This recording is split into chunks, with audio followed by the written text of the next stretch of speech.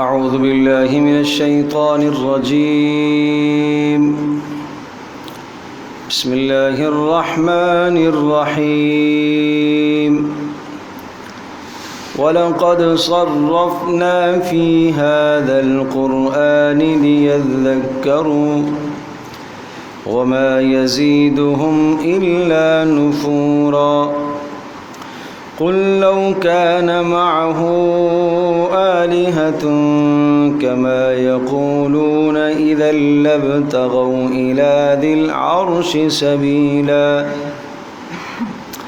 سبحانه وتعالى عما يقولون علوا كبيرا. تسبح له السماوات السبع والأرض ومن فيهن وإن من شيء إلا يسبح بحمده ولكن لا تفقهون تسبيحهم إنه كان حليما غفورا. وَلَقَدْ صَرَّفْنَا فِي هَذَا الْقُرْآنِ لِيَذَّكَّرُوا. سورہ بنی اسرائیل کی آیت نمبر 41 ہے، اور اس سے پہلے جو 2 رکوع تھے آپ کو یاد ہوگا، عرض کیا تھا کہ اصلاح معاشرہ کے بڑے اہم 14 نکات تھے. قرآن مقدس معاشرے کی اصلاح کے اصول بھی بتاتا ہے، اور ایک انسان کی شخصیت اور اس کے کردار کو بھی اجاگر کرنے کے اصول اور ضابطے ذکر کرتا ہے. اسی طرح سے قرآن مقدس انسان کی نظریات اور اس کی سوچوں کو بھی بدلتا ہے، اور کفریہ عقائد اور کفریہ اور باطل نظریات کو بیان کر کے ان کو رد کرتا ہے، اور پھر دلائل دیتا ہے، اور توحید اور اللہ کی وحدانیت کی بڑی مضبوط اور مستحکم دلیلیں ذکر کرتا ہے. تو اب جو رکوع ہے آگے، اس رکوع کے اندر مشرکین کے جو باطل نظریات تھے، یا آج بھی اگر کسی کے باطل نظریات اور عقائد ہوں تو ان باطل نظریات اور عقائد کو یہاں قرآن رد کرتا ہے، اور پھر صحیح راہ اور صحیح منزل بتاتا ہے کہ آپ منزل سے جو بھٹک گئے ہو تمہیں صحیح راستے پر آنا چاہیے.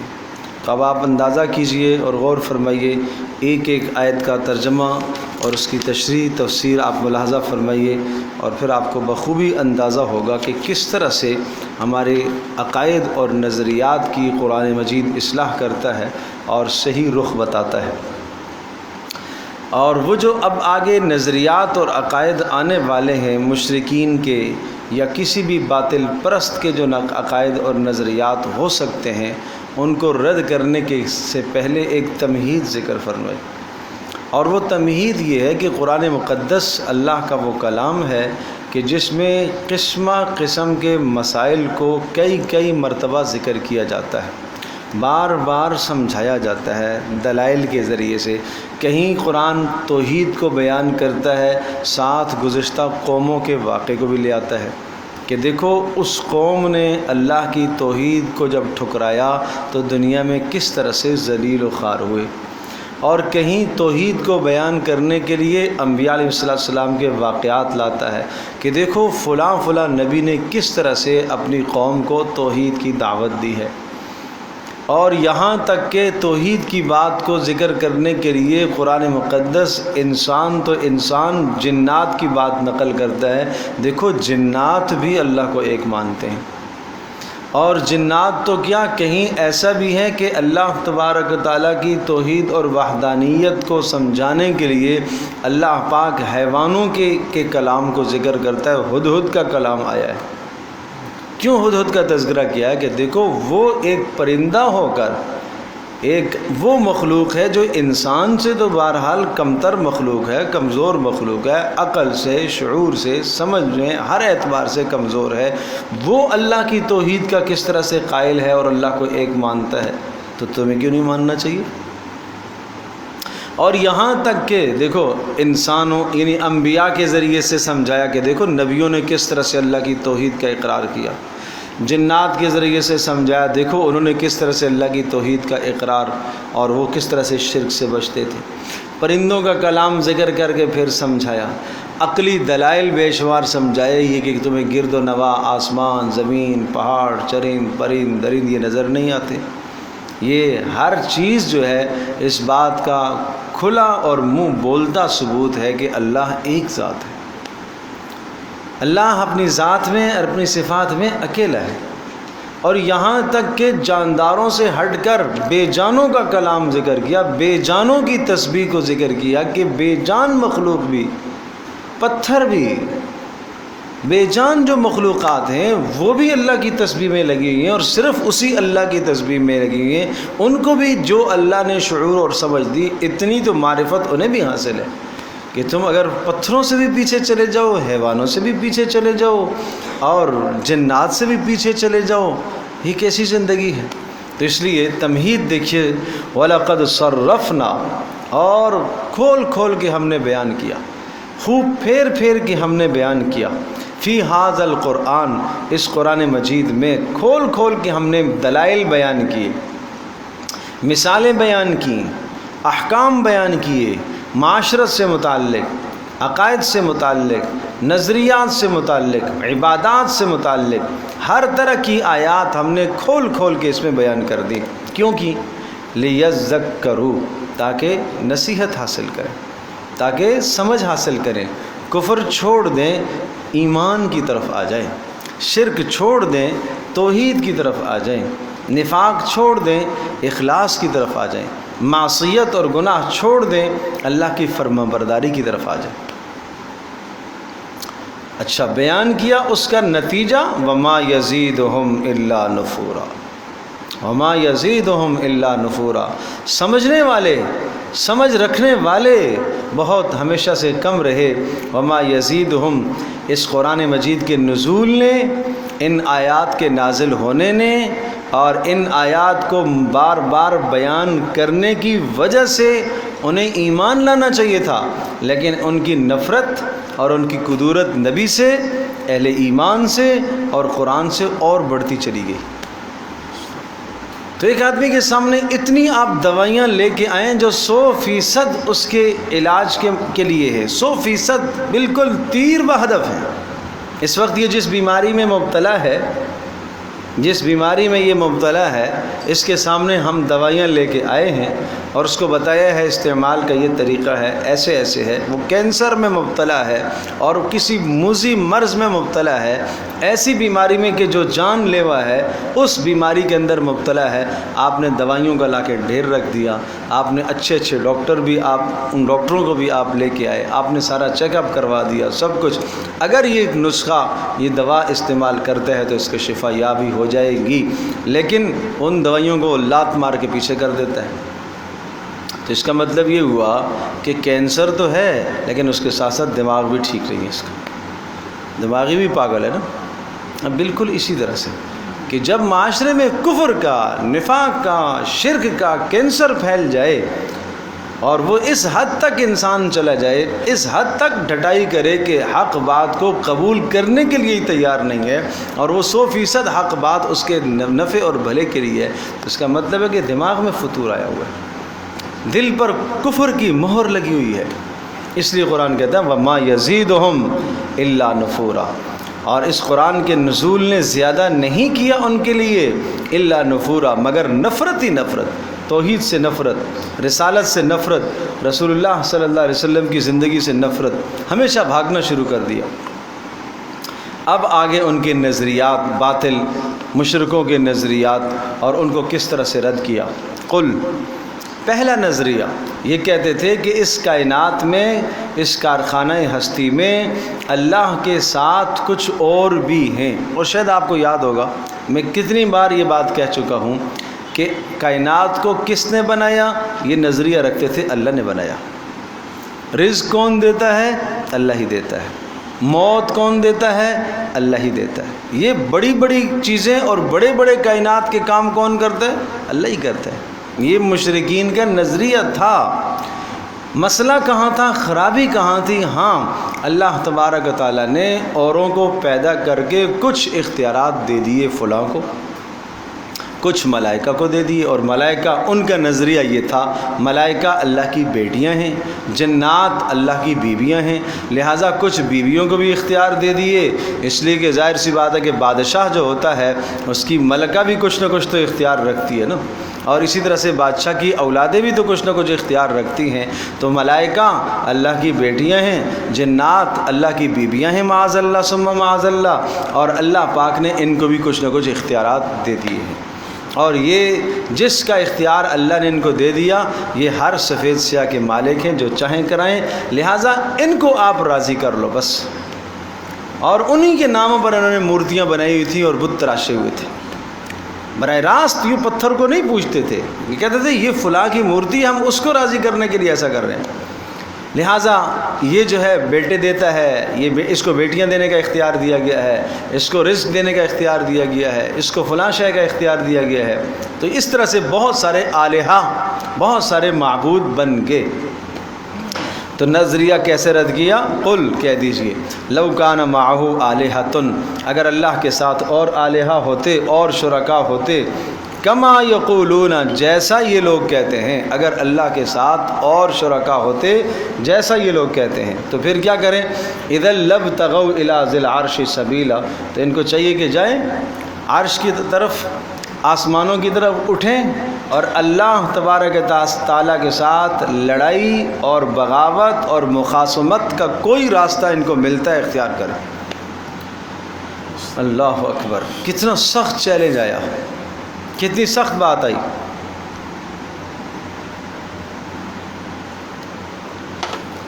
اگر اللہ کے ساتھ کوئی اور شریک ہے تو جاؤ تلاش کرو اور اللہ کی نافرمانی کرو اور جتنی مرضی ہے کرو، اور پھر اللہ ان الہہ کو ساتھ لے جاؤ، ان کو اپنا معین اور مددگار بناؤ، اور جاؤ اللہ پر چڑھائی کرو، جاؤ کر لو جو کرنا ہے کر لو۔ سبحانہ، اللہ بلند و بالا ہے، پاک کس چیز سے؟ اللہ کے ساتھ شرکا نہیں ہیں، اللہ کا کوئی شریک نہیں ہے، نہ بیوی اس کی نہ اس کی اولاد، ان تمام چیزوں سے پاک ہے۔ وَتَعَالَى عَمَّا يَقُولُونَ، اور تمہاری باتوں سے وہ بہت بلند و بالا ہے، وَتَعَالَى بہت بلند و بالا ہے، بری ہے ان تمام باتوں سے جو یہ کہتے ہیں۔ کیا کہتے ہیں؟ اللہ کے لیے ملائکہ کو اولاد مانتے ہیں، اللہ کے لیے جنات کو بیویاں مانتے ہیں، اور اللہ نے فلاں فلاں کو اختیارات دیے ہوئے۔ کہو اللہ تبارک و تعالیٰ تمہاری ان بیہودہ باتوں سے بہت بلند تر ہے، بہت بالا ہے، ایسا نہیں ہے جو تم سمجھتے ہو۔ تو کس طرح سے رد کیا گیا، اور ان کے دلوں میں اور دماغوں میں اور سوچوں میں جو الہہ کا تصور تھا، الہ اور معبود کا غلط تصور تھا کہ الہ اور معبود کی حیثیت ایک بادشاہ کسی ہوتی ہے، اس تصور کو اللہ نے توڑا ہے، جڑ سے اکھیڑا ہے، ذہنوں کو کھرچ کھرچ کے صاف کیا۔ سبحانہ، وہ بلند و بالا ہے، بیوی سے پاک، بیٹوں سے پاک، بیٹیوں سے پاک، وتعالی، اور بہت اوپر ہے، بلند ہے، عما یقولون، ان باتوں سے جو یہ کہتے ہیں، علوا کبیرہ، بہت ہی بلندی اس کو حاصل ہے۔ اللہ اکبر۔ اب آسمانوں میں ملائکہ، زمینوں میں انسان، چرند پرند درند، سب کی سب مخلوق اس کی توحید کا اقرار کر رہی ہے اور اس کی تسبیح بیان کر رہی ہے۔ کیا ایسی صفات کا مالک اللہ کے سوا کوئی اور ہے تو بتاؤ کہ سب اس کی تسبیح کر رہے ہو؟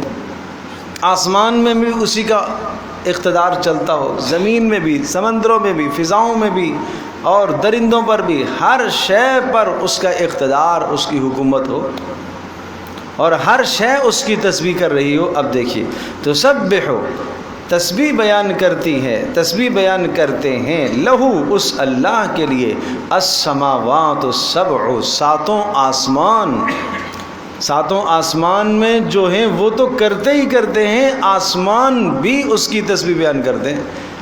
تکاد السماوات یتفطرن، آسمان اس کی ہیبت اور جلال سے ایسا لگے گا جیسے پھٹ جائے گا، حدیث پاک میں آتا ہے آسمان چرچرا رہا اس کی ہیبت اور جلال سے، یہ اس کی تسبیح ہے۔ اور والارض، اور اسی طرح سے زمینیں بھی اس کی تسبیح بیان کر رہی ہیں۔ زمینوں کی اور تسبیح کیا ہے؟ زمین اپنے مدار پر اس کا گھومنا، اس کا چکر لگانا، سورج کا اپنے مدار پر گھومنا اور چاند کا اپنے مدار پر گردش کرنا، ستاروں کا گردش کرنا، یہ سب یہ تسبیحات ہیں ان کی۔ وہ اپنے اس بتائے ہوئے عمل سے ایک ذرہ دائیں بائیں نہیں کر رہے ہیں، جیسا اللہ نے بتایا ایسے۔ سورج کو جو حکم ہے کہ آج فلاں علاقے پر فلاں وقت انہیں طلوع ہونا ہے، اتنے بج کر اتنے منٹ پر طلوع ہونا ہے، وہ ایک منٹ نہ پہلے آئے گا نہ بعد میں آئے گا، اسی وقت طلوع ہونا ہے اس کو، یہ اسے اللہ کا حکم ہے۔ ومن فیہن، اور آسمانوں اور زمینوں کے اندر جو مخلوقات ہیں، کو کیا مخلوقات؟ آسمانوں میں ملائکہ ہیں، زمینوں میں جنات ہیں، فضاؤں میں جنات ہیں، پہاڑوں میں جنات ہیں، یہ سب اس کی تسبیح بیان کرتے ہیں۔ اور یہ تو کیا، یہ تو پھر جاندار مخلوقات ہیں۔ وَإِن مِّن شَيْءٍ، اور کوئی بھی چیز ایسی نہیں ہے، إِلَّا يُسَبِّحُ بِحَمْدِهِ، مگر وہ تسبیح بیان کر رہی ہے اس کی حمد کی، اللہ کی حمد و ثنا سب بیان کرتے ہیں۔ پتے بھی اللہ کی حمد و ثنا بیان کرتے ہیں بھائی، پتھر بھی اللہ کی حمد و ثنا بیان کرتے ہیں۔ حضرت داؤد علیہ السلام کو تو اللہ نے دکھا دیا، پہاڑ داؤد علیہ السلام کے ساتھ اللہ کی تسبیح بیان کرتے تھے، یہ اللہ کا نظام ہے۔ ایک روایت میں آتا ہے حضرت موسیٰ علیہ السلام نے اللہ تبارک و تعالیٰ سے درخواست کی، ایک چھوٹا سا کیڑا کیا کلمات کہہ رہا ہے، اللہ کی تسبیح کیسے بیان کر رہے ہیں۔ موسیٰ علیہ السلام کے دل میں یوں خیال آیا کہ میں سفر پر جا رہا ہوں، کھاؤں گا کہاں سے؟ تو اللہ پاک نے حکم دیا، ایک چٹان ہے، اس کو اپنے عصا کو اس پر مارو، عصا مارا، اندر سے ایک اور بڑا پتھر نکلا، کہا اس کو بھی مارو، اسے مارا، اس کے اندر سے تیسرا پتھر نکلا، اس کو مارو، اس کو مارا، اس کے اندر سے ایک کیڑا نکلا، اور اس کیڑے کے پاس ایک پتا ہرا اور پانی کی ایک بوند اور قطرہ اس کے پاس موجود ہے۔ تو اللہ پاک نے کہا میں یہاں 3 اندھیریوں میں اس کو کھلاتا ہوں۔ اے اللہ یہ تیری کیا تسبیح بیان کر رہا ہے، میں سننا چاہتا ہوں۔ اللہ پاک نے پردے ہٹائے موسیٰ علیہ السلام کے کان سے، وہ صلاحیت عطا فرمائی کہ چھوٹی مخلوق کی آواز سن سکے۔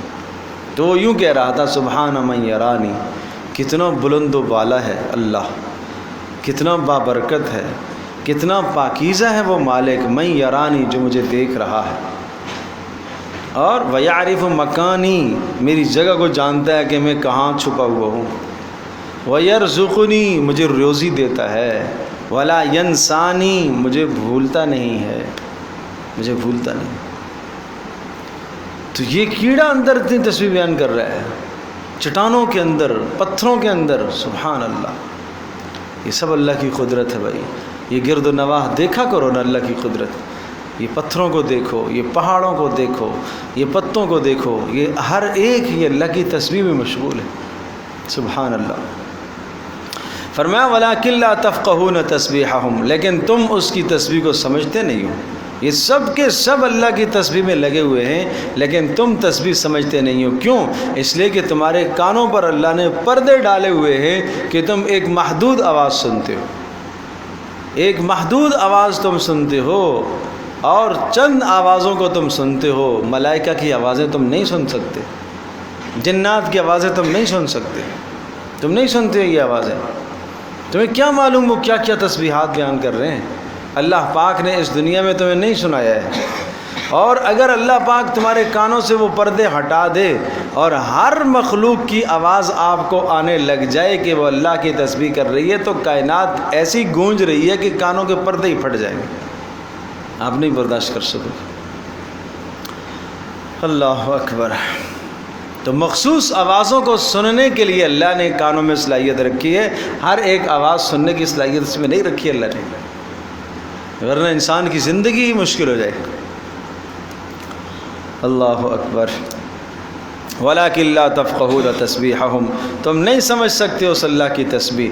إِنَّهُ كَانَ حَلِيمًا غَفُورًا بے شک وہ اللہ تبارک و تعالی حلیم ہے، تحمل کرنے والا ہے، بردبار ہے، حوصلے والا ہے، غفورا بخشنے والا مہربان ہے۔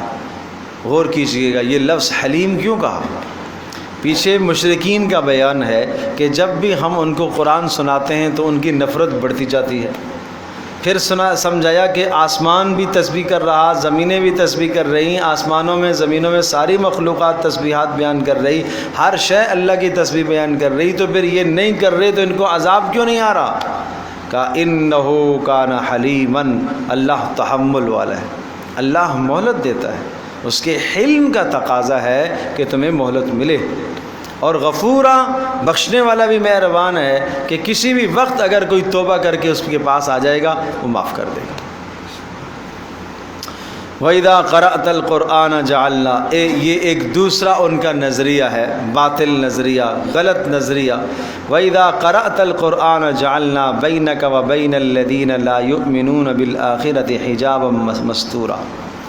یوں کہہ لیجئے کہ جب اوپر حالات آئے کہ اتنا سب کچھ سننے کے باوجود، سمجھنے کے باوجود بھی، سنا قرآن پھر بھی اگر کوئی شخص ایمان نہیں لاتا، پھر بھی اگر دیکھو اللہ کی نصیحت کو، بڑی اہم بات ہے، غور کیجئے گا، اللہ کے نصیحت نامے کو سنی انسنی کر دینا، اہمیت نہ دینا. مجھے آپ یہ بتائیے، کسی بادشاہ کا ایک پیغام آپ کے پاس آئے، ایک لیٹر آتا ہے کسی بادشاہ کا، آپ اٹھا کے یوں پھینک دیتے، نہیں پڑھتے. نہ پڑھنا اپنی ضرورت سمجھتے ہیں، پڑھنا ضرورت نہیں سمجھتے، کہتے نہیں پڑھوں گا. یا آپ پڑھتے ہیں تبرک کے لیے پڑھ لیتے ہیں، وہ بادشاہ نے مجھے بھیجا ہے، فریم کر کے میں رکھ دیتا ہوں. کس کا کلام ہے؟ بادشاہ کا کلام ہے. اچھا ہے کیا؟ بادشاہ نے پیغام کیا دیا ہے؟ آرڈر آپ کو کیا دیا ہے؟ کس چیز سے روکا ہے؟ نہیں وہ تو مجھے نہیں پتا، وہ تو نہیں پتا. ارے بھائی سمجھ لو. نہیں مجھے اس کی ضرورت نہیں ہے. باقی مجھے بادشاہ سے محبت ہے، عقیدت ہے، بادشاہ کے کلام سے محبت ہے، میں چوم رہا ہوں، میں فریم کر کے اس کو لٹکاؤں گا، رکھوں گا. بالکل آج یہی حال ہے ہمارا قرآن کے ساتھ،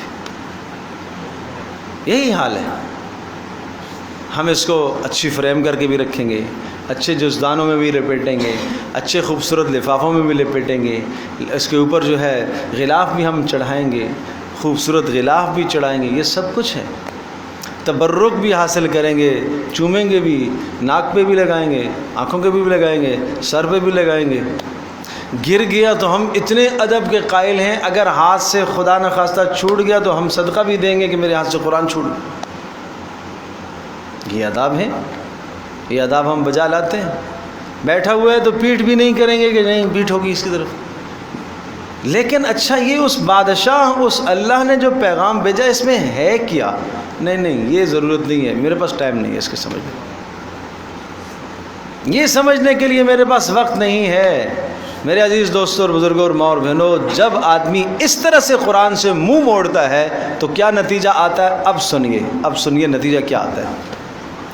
وَإِذَا قَرَأْتَ الْقُرْآنَ، کہا اے نبی جب آپ قرآن پڑھ کر ان کو سناتے ہیں اور یہ سنی انسنی کر دیتے ہیں، یہ بات کو نہیں سمجھتے، نہیں لیتے، نصیحت نہیں حاصل کرتے، تو کیا نتیجہ ہوتا ہے؟ جعلنا بینک و بین الذین لا یؤمنون بالآخرہ، ہم کر دیتے ہیں، بنا دیتے ہیں آپ کے درمیان اور ان لوگوں کے درمیان جو آخرت پر ایمان نہیں رکھتے، ان کے درمیان میں کر دیتے ہیں حجابا مستورا، ایک پوشیدہ پردہ ہم ڈال دیتے ہیں. اس پردے کا نام ہے مہر لگ جانا. اس کو کہتے ہیں مہر جباریت، اللہ کی طرف سے مہر لگ گئی ہے. ایک بار، دو بار، 3 بار، 6 بار، 10 بار اس نے بادشاہ کے کلام کو رد کر دیا اور اس کو اس نے اہمیت نہ دی، نہ سمجھا کہ کیا کہا بادشاہ نے، زبان سمجھنے کی کوشش نہ کی، کسی پڑھنے والے سے پڑھوا کر سمجھنے کی کوشش اس نے نہیں کی، تو بالآخر بادشاہ کی طرف سے تو ناراضگی ہے نا. اور اللہ کی طرف سے جب ناراضگی آتی ہے تو اللہ دل پر مہر کر دیتا ہے، اور یہ مہر یہ اللہ کرتا تو اللہ ہے، لیکن اس کے اعراض کی وجہ سے مہر لگتی ہے. بہت اچھی طرح سے میری بات ذہن نشین فرمائیں اور سمجھنے کی کوشش فرمائیں. ایک آدمی زہر کھاتا ہے، زہر کھانے کا نتیجہ کیا ہے؟ موت. تو اب موت کس نے دی ہے؟ اللہ نے دی ہے. موت کا سبب کس نے اختیار کیا؟ اس نے خود اختیار کیا. اسی طرح سے مہر کس نے لگائی؟ اللہ نے لگائی. مہر کا سبب کس نے اختیار کیا؟ اس نے خود اختیار کیا۔ لازمی نتیجہ ہے حق بات کو ٹھکرانا، حق بات کو ٹھکرانا، گناہوں پر جری ہو جانا، نافرمانیوں پر جری ہو جانا، اور بالکل اندر سے احساس کا مٹ جانا کہ میں کیا کر رہا ہوں، یہ احساس کا ختم ہو جانا، اس کا لازمی نتیجہ دل پر مہر لگتی ہے۔ اسی کا نام ہے حجاب مستور۔ اللہ فرما رہا ہے کہ میں پردے ڈال دیتا ہوں بیچ میں، اب اس کے بعد حق قبول کرنے کی صلاحیت میں چھین لیتا ہوں، اس سے حق دیکھنے کی صلاحیت چھین لیتا ہوں، حق سننے اور سمجھنے کی صلاحیت اس سے چھین لیتا ہوں بھائی۔ وَجَعَلْنَا عَلَىٰ قُلُوبِهِمْ أَكِنَّةً، یہ تو سامنے پردے ڈال دیتے ہیں کہ یہ نبی تمہیں سمجھا رہا ہے، یہ نبی کا نائب تمہیں سمجھا رہا ہے، لیکن آپ کو اس کی نیکی، اس کی طہارت، اس کا تقوی، اس کی اچھائیاں کوئی نظر نہیں آتی، برائیوں کے انبار لگ جاتے ہیں سامنے، اعتراضات کے انبار لگ جاتے ہیں سامنے۔ اور دوسرا کام کیا ہوتا ہے؟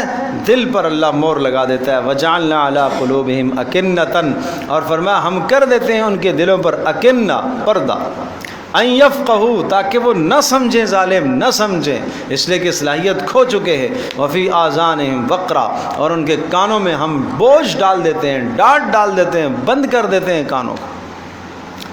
تین ہی راستے ہیں کسی بات کے سمجھنے کے، وہ سب مفقود ہو گئے۔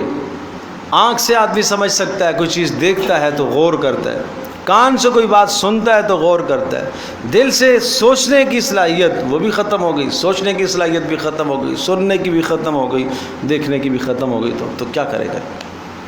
یہ تو سم بکم عمی فہم لا یرجعون، گونگے ہو گئے، اندھے ہو گئے، بہرے ہو گئے، اب نہیں واپس پلٹیں گے۔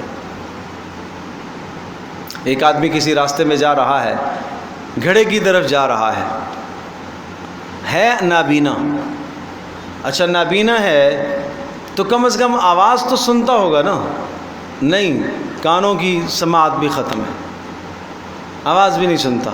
اچھا چلو آواز بھی نہیں سنتا، دیکھتا بھی نہیں ہے، تو اگر اس کو کوئی مخلص آدمی، محبت کرنے والا اس کو ہاتھ سے پکڑے، تو جب پکڑے گا تو یہ اس کو بھی غصہ مارے گا، تو پھر اس نے گھڑے میں ہی جانا ہے بھائی۔ یہی حال حق سے، قرآن سے منہ موڑنے والوں کا یہی حال ہوتا ہے۔ وَإِذَا ذَكَرْتَ رَبَّكَ فِي الْقُرْآنِ، پھر ایک اور ان کا نظریہ ذکر کیا گیا، وَإِذَا ذَكَرْتَ رَبَّكَ فِي الْقُرْآنِ، اور جب تیرے پروردگار کا تذکرہ قرآن مجید میں آتا ہے، کیسا تذکرہ؟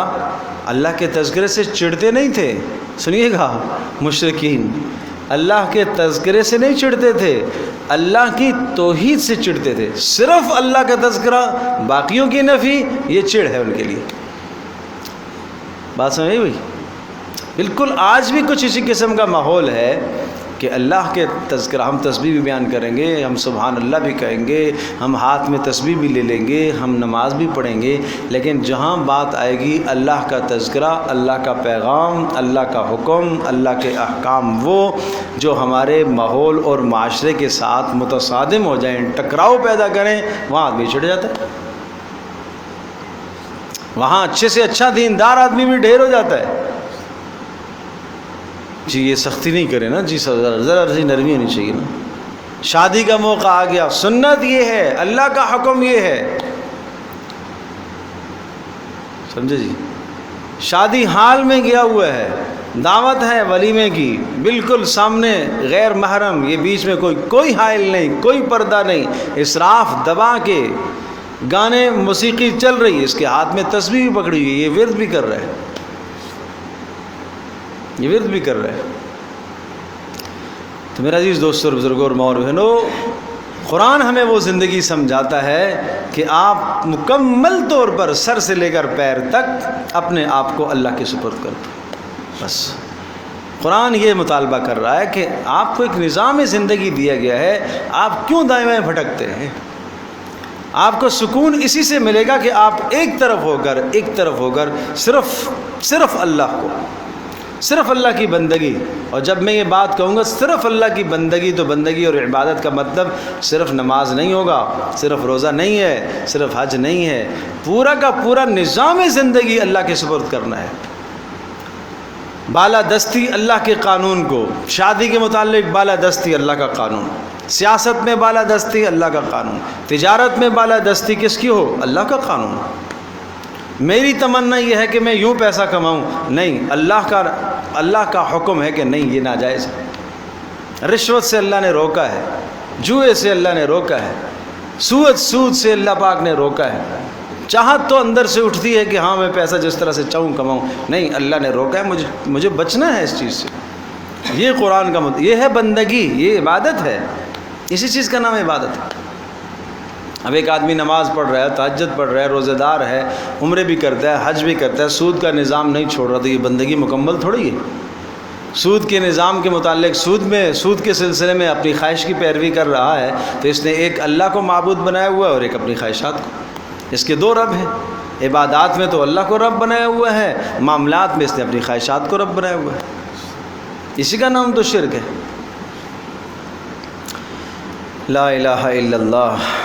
دیکھیے تو کیا حال ہے، وَإِذَا ذَكَرْتَ رَبَّكَ فِي الْقُرْآنِ، اور جب قرآن مقدس میں صرف اور صرف اللہ کا نام آتا ہے، ذکرت ربک، جب آپ تذکرہ کرتے ہیں قرآن میں، وحدہ، صرف اس اللہ کا، اور باقیوں کی نفی، وَلَّوْا عَلَىٰ أَدْبَارِهِمْ نُفُورًا، یہ پیٹھ پھیر کے بھاگتے ہیں، یہ بھاگتے ہیں۔ اللہ اکبر۔ ان کے بھاگنے کی مثال قرآن نے بڑی عجیب مثال دی، بڑی عجیب مثال دی سورہ مدثر کے اندر۔ فَمَا لَهُمْ عَنِ التَّذْكِرَةِ مُعْرِضِينَ كَأَنَّهُمْ حُمُرٌ مُّسْتَنفِرَةٌ فَرَّتْ مِن قَسْوَرَةٍ، کیوں نصیحت سے منہ موڑتے ہو؟ کیسے منہ موڑتے ہو؟ کیسے بھاگتے ہو؟ كَأَنَّهُمْ حُمُرٌ مُّسْتَنفِرَةٌ، وحشی گدھے، بھدکے ہوئے گدھے، جنگلی اور وحشی گدھے، وہ جب بھاگتے ہیں، بھدکتے ہیں، کس چیز سے؟ فرت من قسورہ، شیر سامنے آ جائے اور شیر کی دھاڑ سن لے، کس طرح سے بھاگتے ہیں۔ جیسے ہی یہ قرآن کی آواز کو سنتے ہیں تو یہ بھاگتے ہیں، نہیں سننا چاہتے۔ نحن اعلم بما يستمعون اذ يستمعون الیک، اللہ اکبر، اللہ اکبر۔ اے نبی، ہم جانتے ہیں، نحن اعلم، ہم خوب جانتے ہیں، بما یستمعون به، جو کچھ یہ قرآن کے مضامین کو سنتے ہیں اور بڑی توجہ سے سنتے ہیں، لیکن سننا توجہ سے بقصد عمل نہیں ہے، عمل کی نیت سے نہیں سنتے، کیڑے نکالنے کی نیت سے سنتے، اعتراض نکالنے کی نیت سے سنتے۔ اللہ اکبر۔ بتاؤ نا، ایک ایک نفسیات کی کس طرح سے قرآن اصلاح کرتا ہے۔ آج بھی اگر کوئی شخص کسی کی مجلس میں، کسی قرآن و حدیث کی مجلس میں بیٹھتا ہے اور اس نظریے سے بیٹھتا ہے، تو اس کا ساتھ یہ مشرکین کا ساتھ دے رہا ہے۔ نحن اعلم بما یستمعون، ہم خوب جانتے ہیں، بما یستمعون، کہ جب وہ توجہ سے سنتے ہیں، اذ یستمعون الیک، جب کان لگاتے ہیں آپ کی طرف اور آپ کا کلام سنا، اور سننے کے بعد پھر کیا کرتے ہیں؟ وَإِذْ هُمْ نَجْوَىٰ، اور جب وہ آپس میں سرگوشیاں کرتے ہیں، اذ یقول الظالمون، تو پھر یہ ظالم لوگ یوں کہتے ہیں، ان تتبعون الا رجلا مسحورا، کہ اگر تم محمد کی اتباع کر لوگے، اس شخص کی اتباع کر لوگے، تو سمجھو کہ ایک جادو کیے ہوئے آدمی کی اتباع کر رہے ہو۔ یہ تو رجل مسحور ہے، اس پر تو سحر ہوا ہے، اس پر تو جادو ہوا ہے۔ کیا آپ کو پتہ ہے کیوں کہتے تھے جادو ہوا ہے اس پر؟ کیوں کہتے تھے اس پر جادو ہوا ہے؟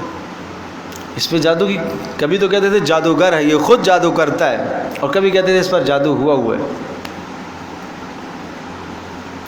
ہمارا معاشرہ جو کہہ رہا ہے، اس معاشرے کے 100% یہ خلاف چل رہا ہے۔ ظاہر ہے وہ 360 بت بنائے ہوئے ہیں، آباء و اجداد سے چلا آ رہا ہے، صدیوں سے چلا آ رہا ہے۔ 600 سال ہو گئے اس زمین کے بندگان کا رابطہ خالق سے کٹا ہوا ہے۔ 600 سال ہو گئے عیسیٰ علیہ السلام کو دنیا سے آسمان کی طرف اٹھائی۔ اتنا طویل زمانہ ہو گیا ہے، اور اس طویل زمانے کے بعد سے جو شرک اور بت پرستی رائج تھی اس پر چلے آ رہے۔ تو یہ کہتے تھے کہ صدیوں سے جس راستے پر ہمارے آباء و اجداد چلے آ رہے تھے، اس راستے سے کٹ جانا یہ اس بات کی دلیل ہے کہ اس پر کسی نے سحر کر لیا ہے، اس لیے یہ بہکی بہکی باتیں کرتا ہے۔ سمجھے جی؟ تو اس لیے کہا یہ انظر کیف ضربوا لک الامثال، اے نبی غور کیجئے کیسی کیسی مثالیں آپ کے لیے بیان کرتے ہیں، کیسی کیسی باتیں آپ کے لیے بیان کرتے ہیں۔ امثال، کیسے کیسے گندے خیالات آپ کے اور گندے نظریات آپ کے خلاف قائم کرتے ہیں کہ اس پر سحر ہوا ہے، یہ خود جادوگر ہے، کیسی باتیں کرتے ہیں. فضلوا، اور جو یہ کہہ رہے ہیں فضلوا، وہ کیا ہو گئے؟ گمراہ ہو گئے اور بھٹک گئے. فلا یستطیعون سبیلا، اب راستے پر آنے کی، ہدایت پر آنے کا کوئی راستہ نہیں پائیں گے. کیوں نہیں پائیں گے بھائی؟ بتاؤ.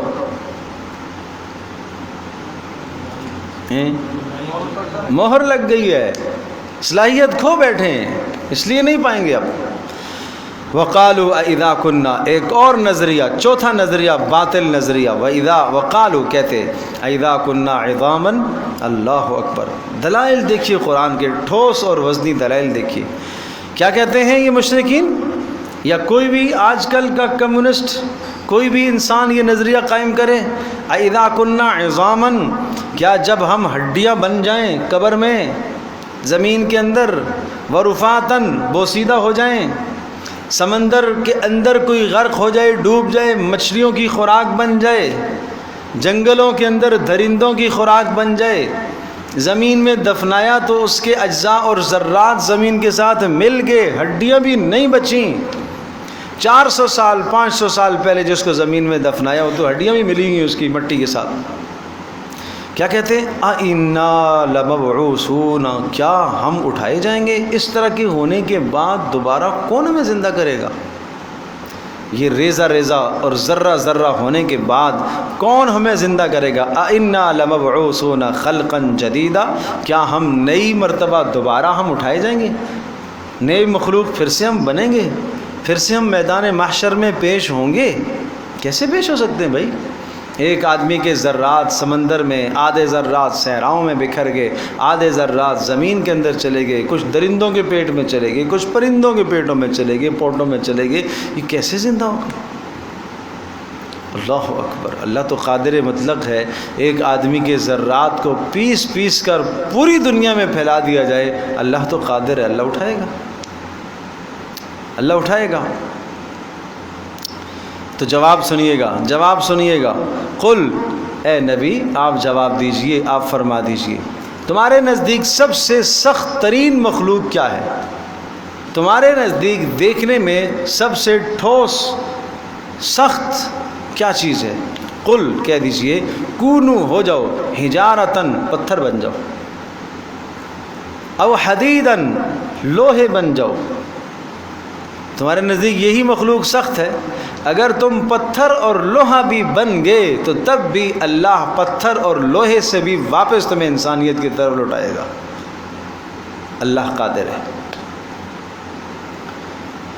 او خلقا مما یکبر فی صدورکم، یا کوئی اور مخلوق تم بن جاؤ، اس سے بھی زیادہ سخت مخلوق بن جاؤ جو تمہارے ذہنوں میں چھپی ہوئی ہے، فی صدورکم، جو تمہارے دماغوں میں ہے، سینوں میں ہے. فسیقولون، تو یہ کہتے ہیں، من یعیدنا، کون دوبارہ ہمیں زندہ کرے گا، کون حیاتی ڈالے گا، زندگی ڈالے گا. قل، کہہ دیجئے، الذی فطرکم اول مرہ، وہ پروردگار تمہیں پیدا کرے گا جس نے پہلی بار تمہیں پیدا کیا تھا. کیا وزنی دلائل ہے، کیا ٹھوس دلائل ہیں گے. سوچو تو صحیح، سخت سے سخت مخلوق بن جاؤ، تم پتھر بن جاؤ، تم لوہا بن جاؤ، تم جو مرضی ہے بن جاؤ، اللہ تمہیں دوبارہ اٹھائے گا. اسی طرح سے آؤ. اچھا، جب یہ بات کہہ دی تو اب قرآن ان کی نفسیات کو بھی بتاتا ہے، باطل پرست لوگوں کی نفسیات بھی سمجھاتا ہے کہ اس قسم کے دلائل کے سننے کے بعد جواب کیا دیں گے، زبان سے کیا جواب دیں گے، دل میں کیا رکھیں گے. فَسَيُنْغِزُونَ إِلَيْكَ رُؤُوسَهُمْ، آپ کی طرف اپنے سروں کو ہلائیں گے. اچھا، دیکھی جائے گی، سروں کو ہلائیں گے. آپ کہہ رہے ہو کہ دوبارہ اٹھائے جائیں گے، ارے دیکھ لیں گے. یہ ہے سروں کا ہلانا، تنزیہ، استہزاءً، مذاق کرتے ہوئے، استہزاء کرتے ہوئے سروں کو ہلا دینا. وَيَقُولُونَ، اور پھر کہتے ہیں، مَتَىٰ ہُوَ، کب وہ ہوگا اٹھانا دوبارہ. یہ اس لیے نہیں پوچھ رہے کہ ان کا ایمان ہے، یہ استہزاء ہے، یہ تمسخر ہے. قل، کہہ دیجئے، عسیٰ ان یکون قریبا، قریب ہے، وہ اٹھایا جانا قریب ہے. اور تمہارا موت کا ہونا قریب ہے، کوئی دیر نہیں لگے گی۔ اللہ اکبر۔ کب؟ یوم یدعوکم، وہ دن آنے والا ہے، یاد رکھیے گا، جس دن وہ رب تمہیں پکارے گا۔ یوم یدعوکم، جس دن تمہیں پکارے گا رب۔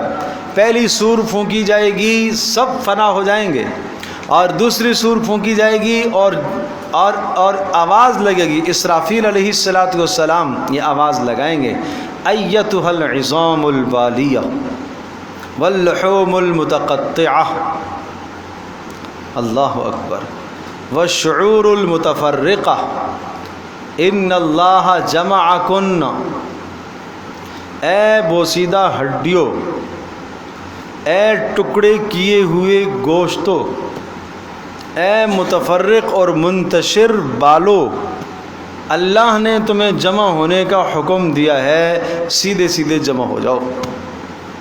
یہ آواز آئے گی تو زمین سے اٹھنے شروع ہو جائے گی۔ یہ آواز آئے گی تو ایک انسان کے ذرات آدھے یہاں ہیں، آدھے دوسرے شہر میں پڑے ہوئے، آدھے وہاں ہیں، آدھے وہاں ہیں، کوئی منتشر ہو گیا کہ جہاں جہاں اس کے ذرات ہوں گے سب جمع ہوں گے اور یوں کھڑا ہو جائے گا۔ یہ کوئی دیر تھوڑی لگے گی۔ یہ ایسی پیدائشی والا زمانہ تو نہیں ہوگا کہ جناب آج پیدا ہوا اور جب جوان ہوگا تو جب 10 12 15 سال لگیں گے اس کو جوانی میں پہنچنے میں، ایسا تھوڑی۔ اللہ کا نظام ہے، جو اللہ تبارک تعالیٰ 15 سال میں 13 14 سال میں جوان کرتا ہے ایک انسان کو، 15 سال میں بلوغ و جوانی کو پہنچتا ہے، وہ اللہ قادر مطلق ہے، ایک لمحے میں اس کو سیدھا کھڑا کر دے گا، اسی طرح سے ہو جائے گا۔ جس حالت میں موت آئی تھی اسی حالت میں کھڑا ہوگا، وہ جس حالت میں موت آئی تھی اسی طرح سے کھڑا ہوگا۔ سورۃ القیامہ میں کس طرح سے اس نظریے کو سمجھایا، لا اقسم بیوم القیامہ ولا اقسم بالنفس اللوامہ ایحسب الانسان ان لن نجمع عظامہ بلا قادرین علی ان نسوی بنانا۔ قسم ہے ہمیں قیامت کی، قسم ہے ہمیں قیامت کی۔ یہ انسان سمجھتا ہے کہ ہم اس کو دوبارہ نہیں اٹھا سکیں گے، موت کے بعد زندہ نہیں کر سکیں گے، بلا کیوں نہیں، قادرین علی ان نسوی بنانا، ہم اس کے ہاتھوں کے پورے بھی اسی طرح سے لے کے آئیں گے، ہاتھوں کے پوروں کی لکیریں بھی اسی طرح سے ہوں گی، یہ فنگر پرنٹ بھی اسی طرح سے آئیں گے۔ اللہ کے لیے کیا مشکل ہے۔ اللہ اکبر۔ تو یوم یدعوکم، جس دن تمہیں تمہارا پروردگار بلائے گا محشر کی طرف، فتستجیبون بحمدہ،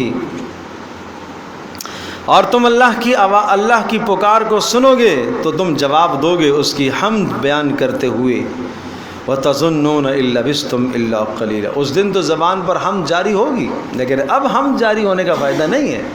وَتَظُنُّونَ إِن لَبِثْتُمْ إِلَّا قَلِيلًا، اور جب تم قبروں سے اٹھائے جاؤ گے تو تم یہ سمجھو گے کہ دنیا کے اندر ہم تو صرف چند دن رہ کے آئے، آخرت کی اتنی طویل زندگی، اتنی طویل زندگی، اتنی طویل زندگی جب تم دیکھو گے نا پھر تمہیں خیال ہونے لگے گا کہ دنیا میں تو ہم چند دن رہ کر آئے۔ اللہ اکبر۔ تو یہاں تک یہ باطل 5 نظریات تھے، ان نظریات کو اس رکوع کے اندر رد کیا گیا اور اصلاح کی گئی۔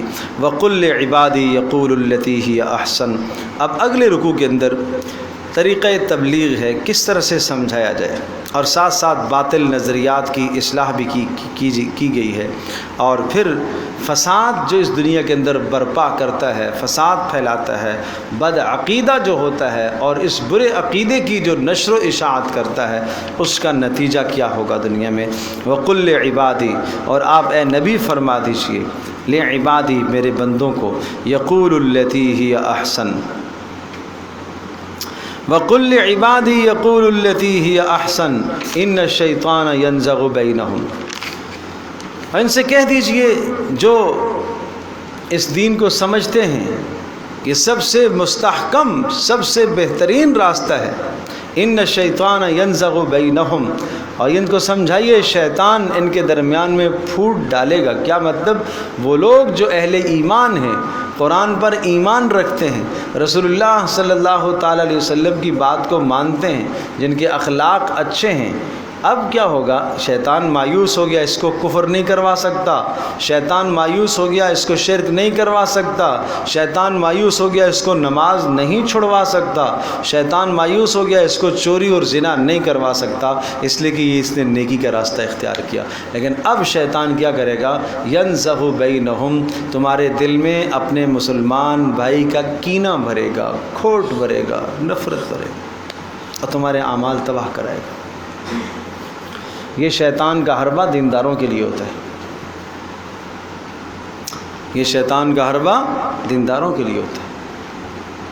یہ وہاں ثم لآتینہم من بین ایدیہم ومن خلفہم وعن ایمانہم وعن شمائلہم ولا تجد اکثرہم شاکرین۔ قسمیں کھا کر اس ظالم نے کہا ہے، سورہ اعراف میں یہ مضمون بیان ہے، شیطان نے قسمیں کھا کر کہا اے اللہ اس کی وجہ سے تو نے مجھے جنت سے نکالا، آدم کی وجہ سے، تو اس کی ذریت کو میں تباہ کر کے رکھوں گا۔ کیسے تباہ کر کے رکھوں گا؟ لآتینہم، میں اس کے دائیں سے بھی آؤں گا، بائیں سے بھی آؤں گا، آگے سے بھی آؤں گا، پیچھے سے بھی آؤں گا، ہر جانب سے آؤں گا، اس کو ورغلاؤں گا۔ اور پتہ ہے یہ 4 جہاد جو اس نے ذکر کی ہیں، 4 جہاد، دائیں بائیں آمنے سامنے پیچھے، تو سامنے کا مطلب یہ ہے کہ میں اس کو آخرت سے غافل کروں گا، جو سامنے آنے والی ہے آخرت۔ پیچھے سے ورغلاؤں گا، اس کا مطلب یہ ہے کہ جو گناہ کر چکا ہے اس پر توبہ نہیں کرنے دوں گا۔ کتنا سخت حربہ ہے۔ بائیں جانب سے آؤں گا، اس کا مطلب یہ ہوا کہ اس کو گناہوں کے وسوسے ڈالوں گا، یہ بائیں جانب سے، اس سے کفر کراؤں گا، شرک کراؤں گا، نفاق میں مبتلا کروں گا، ریاکاری میں اس کو میں مبتلا کروں گا، اور اسی طرح سے جناب اور نہ جانے کیا کیا، زنا، چوری، یہ سب گناہ کرواؤں گا۔ دائیں جانب سے آؤں گا، یہ کس کے لیے حربہ ہے؟ یہ دینداروں کے لیے، یہ اہل علم کے لیے، یہ مولویوں کے لیے، یہ دین کی سمجھ رکھنے والوں کے لیے۔ یہ شیطان کا سب سے بڑا ہتھیار اور یہ بڑا چھرا آگے وہ کھونپتا ہے، حسد کا، کینے کا، بغض کا۔ ایک شخص کی نفرت دوسرے کے دل میں ڈالتا ہے۔ جہاں دینداری کا ماحول بننا شروع ہوتا ہے، ایک دوسرے کے عیب دوسروں کو دکھاتا ہے۔ یہ نماز پڑھ رہا ہے، ادھر دل ڈالے گا یہ ریاکار ہے، یہ کوئی نماز ہے؟ یہ شیخ کو دکھانے کے لیے نماز پڑھ رہا ہے، یہ استاذ کو دکھانے کے لیے نماز پڑھ رہا ہے، یوں ریاکاری کے وسوسے ڈالتا ہے۔ تو اس کو پتہ ہے کہ اب یہ مسجد میں آ گیا ہے، اب یہ زنا نہیں کرے گا، یہ چوری نہیں کرے گا، یہ جھوٹ بھی نہیں بولتا، یہ بد نظری بھی نہیں کرتا۔ تو اب شیطان کا کیا خیال، آپ کا کیا خیال ہے کہ شیطان نے جب دیکھا کہ بس یہ تو نکل گیا میرے ہاتھ سے، بس چھٹی کر دوں؟ وہ کم بختہ مرتے دم تک محنت کرتا ہے آپ پر، جب تک آپ کی جان میں جان ہے، جب تک آپ کے جسم میں روح ہے، اس وقت تک وہ آپ کے پیچھے پڑا رہے گا۔ اس نے تو اس کی قسمیں کھائی ہوئی ہیں، وہ کبھی بھی پیچھے نہیں ہٹتا، لگا رہتا ہے وہ۔ ہاں، الا عبادک منہم المخلصین، اللہ کسی کو اپنا مقرب بنا لے اور اللہ اس کو متنبہ کر دے کہ ہاں یہ شیطانی وسوسہ ہے، ڈالے گا آخر تک۔ لیکن جس کو اللہ اپنا محبوب بنا لیتا ہے اور جو اطاعت اور بندگی اور اللہ تبارک تعالیٰ کے حکموں کو پورا کر کے اللہ کا محبوب بن جاتا ہے، اللہ اس کو فوری متنبہ کر دیتا ہے، نہیں غلط، یہ شیطانی وسوسہ ہے، پیچھے ہٹ جا۔ آدمی پیچھے ہٹ جاتا ہے۔ سورہ انفال میں کس خوبصورت انداز سے سمجھایا، کس خوبصورت انداز سے سمجھایا، اللہ اکبر۔ غور کیجیے گا ان آیات پر۔ خذ العفو وامر بالعرف واعرض عن الجاہلین، معافی کو لازم پکڑ، نیکی کا حکم کر، اور جو جاہل اور انجان لوگ ہیں ان سے اعراض کیجیے۔ پھر وَإِمَّا يَنزَغَنَّكَ مِنَ الشَّيْطَانِ نَزْغٌ فَاسْتَعِذْ بِاللَّهِ، اگر شیطان تمہارے دل میں وسوسہ ڈالے، اعوذ باللہ من الشیطان الرجیم پڑھو۔ اور پھر اگلی سنیے گا، ان الذین اتقوا، اور وہ لوگ جو اللہ کا ڈر اختیار کرتے ہیں، جن کے دلوں میں خوف خدا ہوتا ہے، اللہ کے برگزیدہ اور مقرب بنتے ہیں، اذا مسہم طائف من الشیطان، جب شیطان کا وسوسہ ان کو چھوتا ہے، تذکروا، فوری بیدار ہو جاتے ہیں۔ شیطان کا وسوسہ کرنٹ کی طرح لگتا ہے، فوری نہیں، یہ غلط ہے، یہ کچھ ہونے لگا ہے میرے ساتھ، یہ شیطان ہے میرے ساتھ، تذکروا، فوری بیدار ہو جاتے ہیں۔ فَإِذَا هُمْ مُبْصِرُونَ، اور پھر وہ صاحب بصیرت ہوتے ہیں، وہ خوب سمجھداری سے کام لیتے ہیں، وہ اپنی انا کا مسئلہ نہیں بناتے، اپنی ذاتیت پر نہیں آتے، وہ اس موقع پر سمجھتے ہیں میرے اللہ کا یہاں کیا حکم ہے، وہ اس کو فالو کرتے ہیں۔ تو بھائی یہ ہے زندگی کا نظام، یہ جو ہمیں قرآن سمجھاتا ہے، ہم اسے سمجھیں، ہم اپنی ماضی کو، پرانی زندگی کو چھوڑ دیں۔ ہر جگہ خواہشات خواہشات خواہشات، لوگ کیا کہیں گے، خاندان کیا کہے گا، یہ کیا ہوگا، یہ کیا ہوگا۔ اللہ کے بندو، اللہ نے ایک مکمل نظام زندگی ہمیں دیا ہے۔ اچھا یہ شیطان وسوسے ڈالتا ہے، کیوں ڈالتا ہے؟ ان الشیطان کان للانسان عدوا مبینا، اس لیے کہ شیطان تو انسان کے لیے بڑا سری اور کھلا دشمن ہے۔ تلبیس ابلیس علامہ ابن جوزی رحمۃ اللہ علیہ کی کتاب ہے، پڑھنے کی کتاب ہے، آپ پڑھیں، آپ کو پتہ چلے گا شیطان کس طرح سے تلبیس کرتا ہے۔ تلبیس کرتے ہیں چٹکی بھرنا، شیطان کیسے چٹکی بھرتا ہے کسی کو، کیسے ورغلاتا ہے، کیسے گمراہ کرتا ہے، بہت تفصیل سے لکھا ہے۔ مالداروں کو کیسے گمراہ کرتا ہے، غریبوں کو کیسے گمراہ کرتا ہے، علماء کو کیسے ورغلاتا ہے، قراء کو، قاریوں کو کیسے ورغلاتا ہے، بادشاہوں کو کیسے ورغلاتا ہے، کاملین کو جو اللہ کے مقرب ہوتے ہیں ان کو وسوسے ڈالنے کے لیے، ان کو خراب کرنے کے لیے اس کے پاس کیا ہتھیار ہے، کہاں کہاں سے، کس کس راستے سے آتا ہے وہ۔ میرے عزیز دوستوں، بزرگوں اور ماں اور بہنوں، امتحان تو اسی چیز کا نام ہے۔ سمجھا دیا گیا یہ ہے حق راستہ، یہ ہے باطل راستہ، سمجھا دیا۔ اس حق راستے پر تم چلو گے، یہاں تمہیں شیطان وسوسے یہ ڈالے گا، یہ ڈالے گا۔ کون سی چیز جو رسول اللہ نے نہیں بتائی ہے؟ کون سی چیز جو نہیں بتائی ہے؟ بھائی ایک جگہ سے آپ پھول چنتے ہو اور اس پھول کے درخت کے ساتھ کوئی کانٹے بھی تو لگے ہوں گے نا، آپ کو محتاط رہنا پڑے گا۔ یہ دنیا اسی چیز کا نظام ہے کہ یہاں خیریں بھی ہیں، شر بھی ہیں۔ آپ اپنے اختیار سے خیر کو اختیار کریں گے اور اپنے اختیار سے شر سے بچیں گے تو اجر پائیں گے۔ ایسا کیوں نہیں کر دیا اللہ پاک نے؟ نہ شیطان کو پیدا کرتا نہ انسان کے دل کے اندر کوئی برے خیال آتے، نہ شیطان پیدا ہوتا۔ اللہ تو قادر مطلق، لیکن امتحان پھر نہ ہوتا نا، آزمائش پھر نہ ہوتی، آزمائش پھر نہ ہوتی۔ اللہ اکبر، اللہ اکبر۔ کسی جگہ پر باپ اپنے بیٹے کو بٹھا کے جاتا ہے، کسی کمرے میں چھوڑ کے جاتا ہے، بیٹا یہ بیچ میں باڑ لگی ہوئی ہے نا، یہ تھوڑی سی رسی سی آپ کو ہلکی سی نظر آ رہی ہے، اس کو ادھر نہیں جانا آپ نے، یہ رسی بھی نہیں کہیے، دھاگا آپ کو لگا دیا گیا ہے، بس یہاں سے ادھر نہیں جانا، ادھر کرنٹ ہے، ادھر بھی کرنٹ ہے، ادھر بھی، ادھر سخت تباہ ہو جاؤ گے۔ ادھر ہے آپ اپنا وقت یہاں پر گزاریں، لیکن وہاں کچھ لذتیں رکھی ہوئی ہیں، چھوٹا بچہ ہے، کچھ ٹافیاں رکھی ہیں، کچھ اور رکھا ہے، فلاں ہے، فلاں کھیل کود، کتنی مجھے وہاں جانا ہے۔ جب منع کیا گیا کہ وہاں نہیں جانا، نقصان اپنا کرو گے، اس کے بعد بھی گیا اور نقصان کیا اس نے اپنا، تباہی اس نے اپنی کی، تو باپ کا نقصان تو نہیں ہے، اس نے اپنا نقصان کیا۔ تو اس لیے اللہ پاک اسی طرح سے سمجھاتا ہے، اللہ کے رسول نے کتنا سمجھایا ہے۔ ربکم اعلم بکم ان یشاء یرحمکم، تمہارا پروردگار تمہیں خوب جانتا ہے، ان یشاء یرحمکم، اگر وہ چاہے تو تمہارے پر رحم فرمائے، یعنی تمہیں توفیق ہدایت دے، او ان یشاء یعذبکم، اور اگر چاہے تو اللہ پاک تمہیں سزا دے سخت ان نافرمانی پر، توفیق ایمان کی سلب کر لے۔ وما ارسلناک علیہم وکیلا، اے نبی آپ غمگین نہ ہوئیے، آپ ان پر نگران نہیں ہیں۔ نبی کو بھی تسلی، نبی بھی کہہ کے تھک جاتے تھے، کہہ کے تھک جاتے تھے، سمجھا کے تھک جاتے تھے، پھر بھی سامنے سے مخالفت مخالفت مخالفت مخالفت، تو دل تو کڑتا تھا، دل گھٹتا تھا اندر سے۔ وما ارسلناک علیہم وکیلا، اے نبی آپ ان پر نگران نہیں ہیں، آپ کا کام بتانا ہے، ابلاغ کرنا ہے، تبلیغ کرنا ہے۔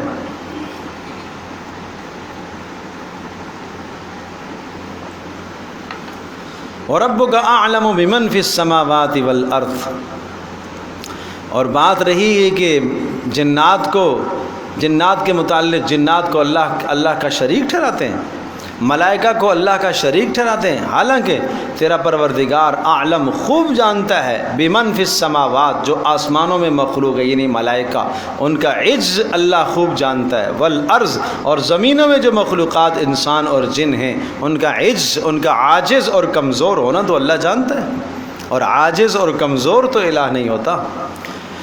وَلَقَدْ فَضَّلْنَا بَعْضَ النَّبِيِّينَ عَلَى بَعْضٍ وَآتَيْنَا دَاوُودَ زَبُورًا۔ اب چونکہ رسول اکرم صلی اللہ تعالیٰ علیہ وسلم کو تسلی کی بات آئی تو ایک بات تو یہ سمجھائی کہ ہم نے آپ کو ان پر نگران، آپ کو ان پر جو نا وہ دروغہ مسلط نہیں کیا۔ دوسری بات، اللہ نے آپ کو فضیلت عطا فرمائی ہے سب نبیوں پر، لہٰذا آپ غمگین نہ ہوئیے۔ وَلَقَدْ فَضَّلْنَا بَعْضَ النَّبِيِّينَ، اور ہم نے بعض نبیوں کو فضیلت دی ہے، عَلَى بَعْضٍ، بعض کو بعض پر ہم نے فضیلت عطا فرمائی ہے۔ وَآتَيْنَا دَاوُودَ زَبُورًا، اور فضیلت کی ایک مثال یہ بھی ہے کہ ہم نے داود کو زبور عطا کی، پڑھنے کی کتاب۔ اور داود کو زبور دی، یہاں داود کو داود علیہ السلام کی زبور کا تذکرہ کیوں آیا؟ اس لیے کہ داود علیہ السلام کی جو کتاب زبور ہے اس میں پیارے پیغمبر صلی اللہ علیہ وسلم کا تذکرہ بہت تھا، آپ کے خاتم النبیین ہونے کا تذکرہ تھا، اس لیے کہا وَآتَيْنَا دَاوُودَ زَبُورًا۔ قُلْ، آپ فرما دیجئے، ادعوا الذین زعمتم من دونہ، اب وہی بات ہے، طریقہ تبلیغ، الزامی جواب، کہہ دیجئے اے نبی، ادعوا الذین، بلا لو، الذین زعمتم من دونہ، جن کو اللہ کے سوا تم نے اور معبود بنایا ہوا ہے، بلا لو، ملائکہ کو، جنات کو، انبیاء کو، جس کو تم نے اللہ کے ساتھ معبود ٹھہرایا ہوا ہے، بلا لو۔ فلا یملکون کشف الضر، پکار کے دیکھو جب تمہارے پر مصیبت آئے گی۔ اللہ اکبر بھائی، اللہ یہ نظریہ ہمارے دلوں میں جما لے، بیٹھ جائے۔ فلا یملکون، یہ انبیاء، یہ ملائکہ، یہ جنات، یہ فلاں، فلا یملکون کشف الضر، یہ تم سے کسی تکلیف کو نہیں ہٹا سکتے۔ تو بتاؤ نا، آج تکلیفیں آتی ہیں تو کہاں کہاں شرک کرتے پھرتے ہیں، فلاں مزار میں چادر چڑھا لو، فلاں کو راضی کر لو، فلاں عامل کے پاس جاؤ، فلاں کے پاس جاؤ، فلاں کے پاس، یہ سب شرک نہیں ہے تو کیا ہے؟ صاف صاف پیغام نہیں دے دیا، فلا یملکون کشف الضر، نبی نہیں ہٹا سکتا آپ سے تکلیف کو، ولی نہیں ہٹا سکتا آپ سے تکلیف کو، کوئی ملائکہ نہیں ہٹا سکتا آپ سے تکلیف کو جب تک اللہ نہ چاہے۔ فلا یملکون، نہیں مالک ہیں آپ سے تکلیف کو ہٹانے کے، ولا تحویلا، اور نہ ہی تبدیل کے قائل ہیں، نہ تبدیل کی صلاحیت رکھتے ہیں۔ تحویل کا مطلب کیا ہے کہ یہ مصیبت آپ سے ہٹا کر اس پر ڈال دیں، ایسا نہیں ہے۔ جو آپ کے لیے اللہ نے مقدر کر دی، جب تک اللہ نہیں چاہے گا کوئی نہیں ہٹا سکتا۔ آپ دعا کریں، آپ اللہ سے رجوع کریں، آپ اللہ سے مانگیں، اللہ سے مانگیں، اسی کی طرف رجوع ہو۔ اللہ ہی مشکلوں کو ہٹاتا ہے، اللہ ہی مشکلات کو دور کرتا ہے، اللہ ہی آسانیاں لے کے آتا ہے۔ اولئک الذین یدعون یبتغون الی ربہم الوسیلہ، اللہ اکبر، اللہ اکبر۔ اولئک الذین، اور یہ جن کو اللہ کا شریک بناتے ہیں، انبیاء کو، عزیر علیہ السلام کو اللہ کا بیٹا قرار دیا، عیسیٰ علیہ السلام کو اللہ کا بیٹا قرار دیا، ملائکہ کو اللہ کی بیٹیاں قرار دیتے ہیں، جنات کو اللہ کی بیویاں قرار دیتے ہیں۔ یہ باطل جو تمہارے نظریات ہیں، اور جن کو تم نے اللہ کا شریک ٹھہرایا، یعنی بیٹا باپ کی ملکیت میں شریک ہوتا ہے، بیٹی شریک ہوتی ہے، بیوی شریک ہوتی ہے، یہ سب اس لیے نظریہ تھا۔ میں عرض کر رہا ہوں، پھر اس تصور کو قائم کیجیے گا، سوچیے گا کہ اللہ تبارک و تعالیٰ کے متعلق یہ تصور تھا جیسے ایک بادشاہ ہوتا ہے۔ تو کہا یہ جن کو تم اللہ کا شریک ٹھہراتے ہو، اولئک الذین یدعون یبتغون الی ربہم الوسیلہ، یہ تو اللہ ہی کو پکارتے ہیں، تو اللہ کو پکارتے ہیں۔ یبتغون الی ربہم الوسیلہ، یہ اپنے رب کے قرب اختیار کرنے کی کوشش کرتے ہیں۔ اللہ اکبر۔ ویرجون رحمتہ، اور اللہ پاک کی رحمت کی امید رکھتے ہیں۔ ویخافون عذابہ، اور اللہ کے عذاب سے ڈرتے ہیں۔ ان عذاب ربک کان محذورا، بے شک تیرے پروردگار کا عذاب ایسا ہے کہ جس سے ڈرا جائے، وہ ڈرنے کی چیز ہے۔ وَإِن مِّن قَرْيَةٍ إِلَّا نَحْنُ مُهْلِكُوهَا قَبْلَ يَوْمِ الْقِيَامَةِ أَوْ مُعَذِّبُوهَا عَذَابًا شَدِيدًا۔ باقی یہ بات بھی ذہن نشین کر لیجئے گا، وَإِن مِّن قَرْيَةٍ، اور جو بھی بستی کافروں کی ہے، إِلَّا نَحْنُ مُهْلِكُوهَا، جب ہم اس کو ہلاک کریں گے قیامت سے پہلے یا عذاب دیں گے، سخت عذاب۔ ہلاک کرنے سے مراد مکمل ملیا میٹ کر دینا، اور معذبوہا سے مراد عذاب دینے سے مراد کیا ہے؟ اللہ مسلمانوں کو ان پر مسلط کر کے جہاد کے ذریعے سے ان کو عذاب دے گا۔ کان ذالک فی الکتاب مستورا، یہ اللہ کے یہاں پہلے سے طے شدہ ہے۔ وما منعنا ان نرسل بالآیات الا ان کذب بها الاولون۔ اب ایک اور شبہے کا جواب۔ رسول اللہ صلی اللہ علیہ وسلم کے دل میں بھی یہ تمنا پیدا ہوئی تھی کہ ایسا کر لیا جائے، جیسا کہ مشرکین جا بجا مطالبہ کرتے ہیں کہ یہ معجزہ دکھا دیں گے تو ہم رسول مان لیں گے۔ موسیٰ علیہ السلام معجزہ لے کے آئے تھے عصا کا، عیسیٰ علیہ السلام مردوں کو زندہ کرنے کا معجزہ لے کے آئے تھے، اور اسی طرح سے تو کہتا ہے کہ جناب صالح علیہ السلام نے پتھر سے اونٹنی کو نکالا تھا۔ اس قسم کی کوئی چیز تو ہمیں دکھاؤ، یہ مکہ کے گرد و نواح کے جو پہاڑ ہیں سونا بنا کے دکھاؤ، یہ جناب جو یہاں بنجر زمین ہے، بے آب و گیاہ زمین ہے، نہ کوئی کچھ اگتا ہے، اس کو سرسبز و شاداب کر کے تو دکھاؤ، کوئی ایسا معجزہ دکھاؤ۔ آپ علیہ السلام تو اس بات کو جانتے ہیں اور یقین ہے اللہ کی ذات عالی پر کہ اگر اللہ سے میں دعا کرتا ہوں، اللہ تو قادر مطلق ہے، سارے مکہ کو سرسبز بنا دے۔ اللہ پاک سارے پہاڑوں کو سونا بنانے کی قدرت رکھتا ہے، اللہ پاک ان پہاڑوں سے کسی جانور کو نکالنے کی بھی قدرت رکھتا ہے۔ تو اہل ایمان کے دلوں میں یہ بات پیدا ہوئی کہ اگر یہ مطالبہ ان کا مان لیا جائے، یہ معجزہ ظاہر ہو جائے اس طرح کا جیسا کہ یہ کہتے ہیں، معجزہ ظاہر ہو جائے تو کیا ہوگا؟ ایمان لائیں گے نا، اچھی بات ہو جائے گی۔ لہذا ایسے معجزے کو ظاہر ہو جانا چاہیے۔ اہل ایمان کے دلوں میں بھی یہ خیال آیا۔ اس پر اللہ نے جواب دیا کہ دیکھو، ہمارا اصول اور ضابطہ اور ہمارا قانون یہ ہے، ہم معجزہ اگر منہ مانگا ظاہر کرتے ہیں تو اس معجزے کے نہ ماننے پر پھر عذاب آتا ہے۔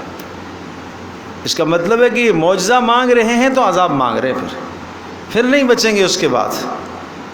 اور معجزہ بات کرتے ہو معجزے کی، تو ان کے زمانے کا معجزہ سب سے بہترین معجزہ اللہ کا قرآن ہے۔ یہ نہیں دیکھتی ہو کہ رسول اللہ صلی اللہ علیہ وسلم نے فقط لبثت فیکم عمرا من قبلہ، ایک زمانہ تمہارے پاس میں نے گزارا ہے، میں اس طرح کا کلام میں نے پہلے نہیں کہا، پڑھا لکھا کسی سے نہیں ہوں، اچانک میری زبان سے ایسا کلام جاری ہو گیا، تو یہ کوئی کم معجزہ ہے؟ ایسا کلام کہ جس کی تم مثال نہیں بنا سکتے ہو، کوئی کم معجزہ ہے؟ ایسے دلائل، ٹھوس دلائل آنے اور فصاحت اور بلاغت کی انتہا والا کلام، یہ کوئی کم معجزہ ہے؟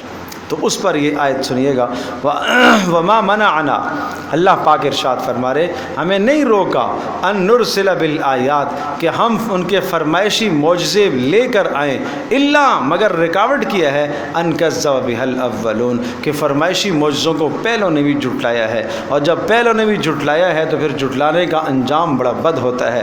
وآتینا ثمود الناقہ، اور ایک جھٹلانے کی مثال ہم آپ کو بتاتے ہیں، وآتینا ثمود الناقہ، ہم نے سمود کو اونٹنی دی تھی، مبصرتن، بصیرت کا ذریعہ، سمجھنے کا ذریعہ کہ اس پہاڑ سے اونٹنی کا نکلنا یہ خلاف فطرت کیسے اللہ پاک نے کس طرح سے صالح کی دعا سے نکلی، تو اس کا مطلب ہے کہ یہ اللہ کا پیغمبر ہے نا، کوئی اور کیوں نہیں کسی نے نکالی ہے۔ فظلموا بها، انہوں نے اس اونٹنی کے ساتھ ظلم کیا ہے۔ وما نرسل بالآیات الا تخویفا، اور ہم ایسے معجزات تو لاتے ہیں لیکن ڈرانے کے لیے، اس کے بعد ایمان نہیں لاؤ گے تو برباد ہو جاؤ گے۔ وَإِذْ قُلْنَا لَكَ إِنَّ رَبَّكَ أَحَاطَ بِالنَّاسِ،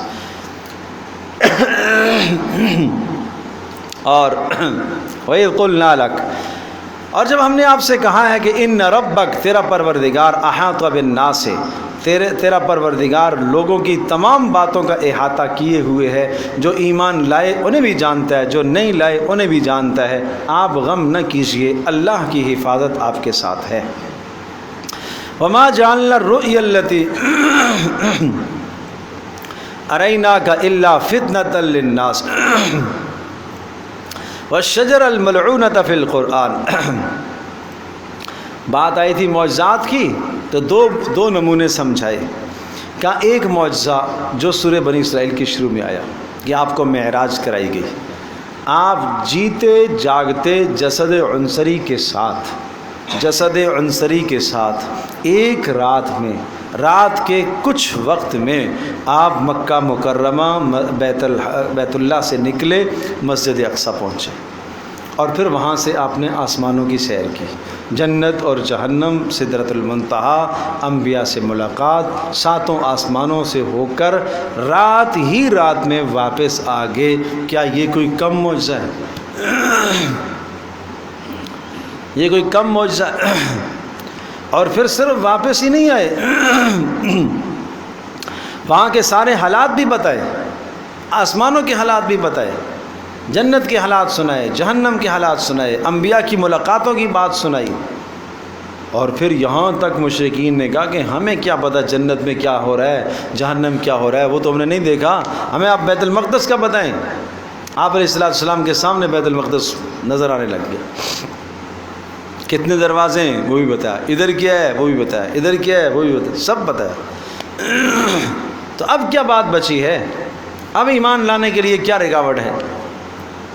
وما جعلنا الرؤيا التي اريناك، اور وہ رؤیا اور وہ دکھانا، وہ معجزہ جو ہم نے آپ کو دکھایا ہے، اریناک، جو ہم نے آپ کو حالت بیداری میں دکھایا، الا فتنۃ للناس، یہ لوگوں کے لیے آزمائش ہے کہ دیکھتے ہیں کون ایمان لاتا ہے اور کون نہیں لاتا۔